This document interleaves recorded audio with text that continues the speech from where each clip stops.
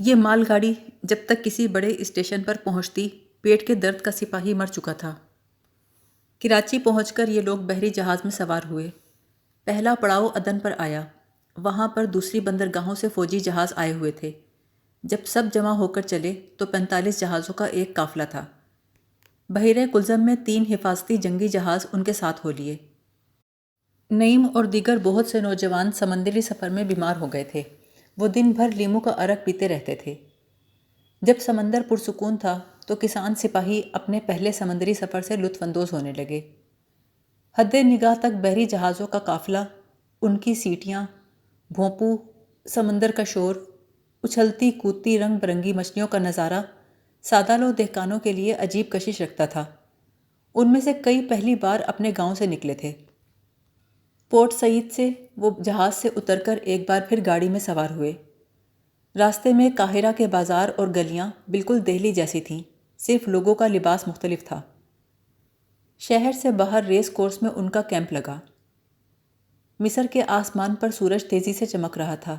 زمین یوں خشک اور سخت تھی جیسے برسوں سے پانی کی شکل نہ دیکھی ہو۔ جنوب میں بھورے رنگ کی پتھریلی پہاڑیاں تھیں جو سورج کی تپش سے سیاہی مائل ہو چکی تھیں۔ کیپٹن میکلین کے گھوڑے کو آتا دیکھ کر حوالدار چلایا، "اٹینشن!" انہوں نے رائفلیں کندھوں پہ رکھیں اور تن کر کھڑے ہو گئے۔ کیپٹن میکلین نے اپنے سیاہ خوبصورت گھوڑے پر 2 چکر لگائے، پھر بولا، "ہمیں چند حالات کی بنا پر کچھ دن اور یہاں رکنا پڑ گیا ہے، مگر امید ہے کہ ہم جلد ہی میدان جنگ میں پہنچیں گے۔ اپنے آپ کو چست اور تر و تازہ رکھو۔ تمہارے گھروں اور گھر والوں کی سلامتی کی ذمہ دار حکومت ہے۔ وہ راضی خوشی ہیں۔ اس کا گھوڑا پچھلے پاؤں پر ذرا سا اٹھا اور تیزی سے ناچنے لگا۔ ریت اڑ اڑ کر کیپٹن کے چہرے پر جمنے لگی۔ اس نے گھوڑے کی پشت پر ہنٹر مارا، کرخت آواز میں کہا، "کمپنی روٹ مارچ!" عبداللہ اپنے ساتھ کھڑے سپاہی سے بولا، "یہ جانور میرے نیچے ہو تو میں 1 دن میں ٹھیک کر دوں۔" حوالدار کی ماتحتی میں روٹ مارچ کرتے ہوئے وہ لوگ ریس کورس سے باہر نکل آئے اور پہاڑیوں کا لمبا چکر لگا کر دوپہر کو خیموں کی طرف لوٹے۔ عبداللہ نے ٹوپی اتار کر پسینہ صاف کیا۔ "آج ہم کتنے روز ہو گئے نہائے نہیں ہیں نعیم؟ افسروں کو روز پانی ملتا ہے، تو ہم کیا جانور ہیں؟" ایک صبح کو نعیم بریگیڈیئر میجر کے سامنے پیش ہوا۔ وہ چھوٹے سے سبز رنگ کے خیمے میں بیٹھا تھا۔ اس نے اپنا چشمہ اتار کر میز پہ رکھتے ہوئے پوچھا، "تم تعلیم یافتہ ہو؟" "میں نے سینئر کیمبرج کیا ہے۔"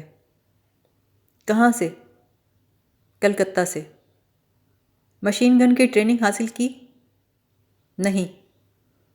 "تمہیں ترقی دے کے لاس نائک کا عہدہ دیا جاتا ہے اور تمہاری تبدیلی مشین گن ڈٹیچمنٹ میں کی جاتی ہے۔" وہ ذرا سا پنجوں پر اٹھا، "یس سر۔"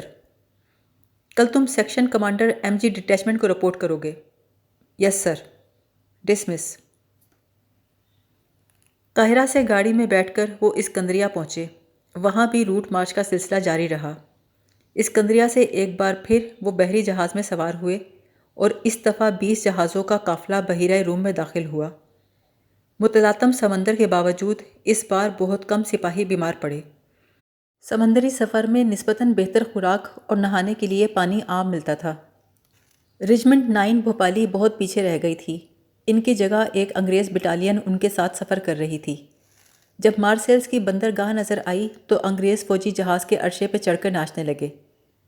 موسم چمکدار اور خوشگوار تھا۔ بہت سے بھونپوؤں اور سیٹیوں کے بعد جہاز نے لنگر پھینکا۔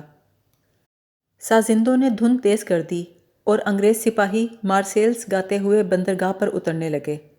سفید براق جیسی وردیوں والے فرانسیسی ملاح تمباکو پیتے ہوئے ادھر ادھر پھر رہے تھے۔